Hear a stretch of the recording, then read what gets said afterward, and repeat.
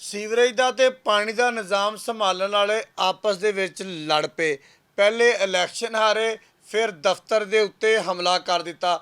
30 ਤੋਂ ਜ਼ਿਆਦਾ ਗਾਰਡ ਐਨ ਵੇਲੇ ਸਿਰ ਗਾਇਬ ਹੋ ਜਾਂਦੇ ਆ। 52 ਬੰਦਿਆਂ ਦੇ ਖਿਲਾਫ ਥਾਣਾ ਸਿਵਲ ਲਾਈਨ ਦੇ ਵਿੱਚ ਮੁਕੱਦਮਾ ਦਰਜ ਹੋ ਜਾਂਦਾ ਵਾ।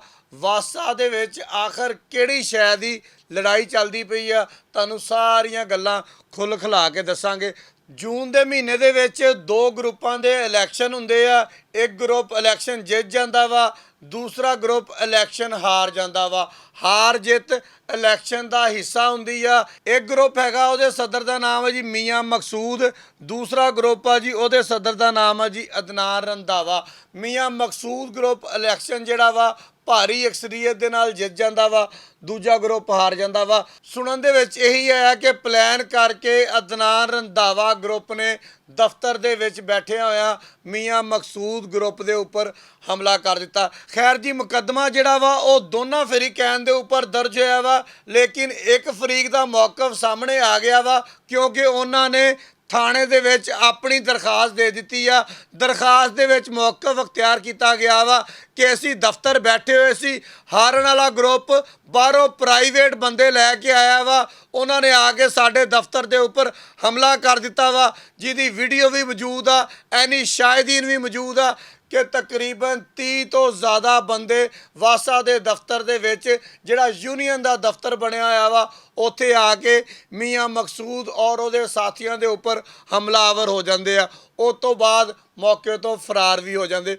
ਹੁਣ ਸਭ ਤੋਂ ਹੈਰਾਨਕੁਨ ਗੱਲ ਕੀ ਹੈਗੀ ਆ, ਮੀਆਂ ਮਕਸੂਦ ਗਰੁੱਪ ਤਾਂ ਇਲੈਕਸ਼ਨ ਜਿੱਤਿਆ ਸੀਗਾ, ਇਹ ਤਾਂ ਆਪਣੇ ਦਫ਼ਤਰ ਬੈਠਾ ਹੋਇਆ ਸੀਗਾ। ਇਹਦੇ ਵਿੱਚ ਇਨਕੁਆਇਰੀ ਦੀ ਜ਼ਰੂਰਤ ਇਹ ਸੀਗੀ ਕਿ ਜਿਹੜੇ ਵਾਸਾ ਦੇ ਗਾਰਡ ਨੇ, ਇੱਕ ਆਮ ਬੰਦਾ ਵਾਸਾ ਦੇ ਦਫ਼ਤਰ ਜਾਵੇ ਨਾ ਤੇ ਤੁਸੀਂ ਯਕੀਨ ਕਰੋ ਇਦਾਂ ਹੀ ਲੱਗਦਾ ਵਾ ਜਿਵੇਂ ਬੰਦਾ 에ਅਰਪੋਰਟ ਤੇ ਚੱਲਾ ਵਾ। ਪਹਿਲੇ ਇੱਕ ਚੈਕਿੰਗ ਉਹ ਬੈਰੀਅਰ ਚੱਕਿਆ ਜਾਣਾ, ਫਿਰ ਦੂਸਰੀ ਚੈਕਿੰਗ ਉਹ ਬੈਰੀਅਰ ਚੱਕਿਆ ਜਾਣਾ। ਇਹ 36 ਗਾਰਡ ਸੀਗੇ ਜਿਨ੍ਹਾਂ ਦੀ ਡਿਊਟੀ ਦਫ਼ਤਰ ਦੇ ਵਿੱਚ ਲੱਗੀ ਹੋਈ ਆ। ਜਦੋਂ ਪਥਰਾਅ ਹੋਇਆ, ਜਦੋਂ ਬਾਹਰ ਵਾਲੇ ਬੰਦਿਆਂ ਨੇ ਆ ਕੇ ਹਮਲਾ ਕੀਤਾ, ਇਹ ਗਾਰਡ ਕਿੱਥੇ ਗਾਇਬ ਸੀਗੇ? ਕੋਈ ਅਫਸਰ ਦਫ਼ਤਰ ਦੇ ਵਿੱਚ ਮੌਜੂਦ ਨਹੀਂ ਸੀ ਉਸ ਟਾਈਮ ਜਿਹੜਾ ਆ ਕੇ ਇਹਨਾਂ ਦੋਨਾਂ ਗਰੁੱਪਾਂ ਦੀ ਬੀਚ ਬਚਾਓ ਕਰਾ ਸਕਦਾ, ਇਹਨਾਂ ਦੋਨਾਂ ਗਰੁੱਪਾਂ ਨੂੰ ਇਸ ਲੜਾਈ ਤੋਂ ਮਨ੍ਹਾ ਕਰ ਸਕਦਾ। ਲੇਕਿਨ ਜਦੋਂ ਲੜਾਈ ਨੂੰ ਵਧਾਉਣਾ ਹੋਵੇ, ਘਟਾਉਣਾ ਨਾ ਹੋਵੇ, ਉਦੋਂ ਬਿਹਤਰੀਨ ਤਰੀਕਾ ਇਹ ਹੁੰਦਾ ਵਾ ਕਿ ਗਾਰਡਾਂ ਨੂੰ ਕਹਿ ਦਿੱਤਾ ਜਾਵੇ ਕਿ ਤੁਸੀਂ ਇਸ ਮਾਮਲੇ ਤੋਂ ਗਾਇਬ ਹੋ ਜਾਣਾ। ਅਗਰ ਕੋਈ ਅਫਸਰ ਦਫ਼ਤਰ ਦੇ ਵਿੱਚ ਵੀ ਬੈਠਾ ਹੋਵੇ, ਉਹਨੇ ਵੀ ਆਰਾਮ ਦੇ ਨਾਲ ਬਾਹਰ ਆ ਜਾਣਾ। ਮੇਰੀ ਸਿਰਫ ਤੇ ਕਮਿਸ਼ਨਰ ਫੈਸਲਾਬਾਦ ਨੂੰ ਗੁਜ਼ਾਰਿਸ਼ ਆ, DC ਫੈਸਲਾਬਾਦ ਨੂੰ ਗੁਜ਼ਾਰਿਸ਼ ਆ, MD ਵਾਸਾ ਨੂੰ ਗੁਜ਼ਾਰਿਸ਼ ਆ ਕਿ ਸਰ ਇਹਦੀ ਇੱਕ ਸ਼ਫਾਫ ਇਨਕੁਆਇਰੀ ਹੋਣੀ ਚਾਹੀਦੀ ਆ, ਜਿਹਦੇ ਵਿੱਚ ਪਤਾ ਲੱਗ ਸਕੇ ਕਿਹੜੇ ਬੰਦੇ ਬਾਹਰੋਂ ਆ ਰਹੇ ਆ, ਕਿੰਨਾ ਬੰਦਿਆਂ ਨੇ ਬਾਹਰੋਂ ਆ ਕੇ ਹਮਲਾ ਕੀਤਾ। ਤੁਹਾਡੇ ਆਪਣੇ ਸਿਕਿਉਰਿਟੀ ਗਾਰਡ ਜਿਨ੍ਹਾਂ ਦੀ ਜ਼ਿੰਮੇਵਾਰੀ ਸੀਗੀ ਬਾਹਰ ਵਾਲੇ ਬੰਦਿਆਂ ਨੂੰ ਅੰਦਰ ਨਾ ਆਉਣ ਦੇਣਾ, ਬਾਹਰ ਵਾਲੇ ਬੰਦੇ ਅੰਦਰ ਕਿੱਦਾਂ ਆ ਗਏ, ਤੁਹਾਡੇ ਸਿਕਿਉਰਿਟੀ ਗਾਰਡ ਉਸ ਟਾਈਮ ਕਿੱਥੇ ਸੀਗੇ, ਤੁਹਾਡਾ ਬਾਕੀ ਦਫ਼ਤਰੀ ਅਮਲਾ ਕਿੱਥੇ ਸੀਗਾ, ਐਡਮਿਨ ਸਟਾਫ ਕਿੱਥੇ ਸੀਗਾ?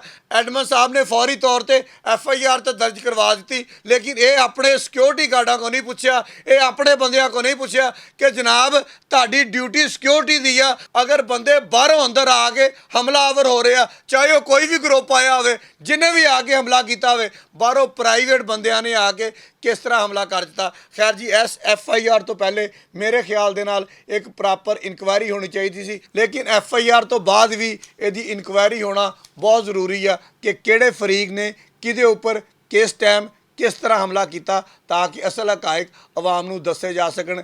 ਇਹਨਾਂ ਲੋਕਾਂ ਦਾ ਕੰਮ ਲੜਨਾ ਝਗੜਨਾ ਨਹੀਂ ਹੈਗਾ, ਬਲਕਿ ਜਿਹੜੇ ਸਾਡੇ ਵਾਸਾ ਦੇ ਕੰਮ ਨੇ ਉਹ ਕਰਨਾ ਵਾ। ਪਤਾ ਨਹੀਂ ਕਿਹੜੀ ਸ਼ਾਇਦ ਦੀ ਜੰਗ ਉੱਥੇ ਹੁੰਦੀ ਪਈ ਆ, ਅੱਲਾ ਹੀ ਬਿਹਤਰ ਜਾਣਦਾ ਵਾ। ਹਰ ਤੀਸਰੇ ਦਿਨ ਬਾਅਦ ਵਾਸਾ ਦਾ ਕੋਈ ਨਾ ਕੋਈ ਨਵਾਂ ਘੱਟਾ ਖੁੱਲ੍ਹਾ ਹੁੰਦਾ। ਬਹੁਤ ਸ਼ੁਕਰੀਆ।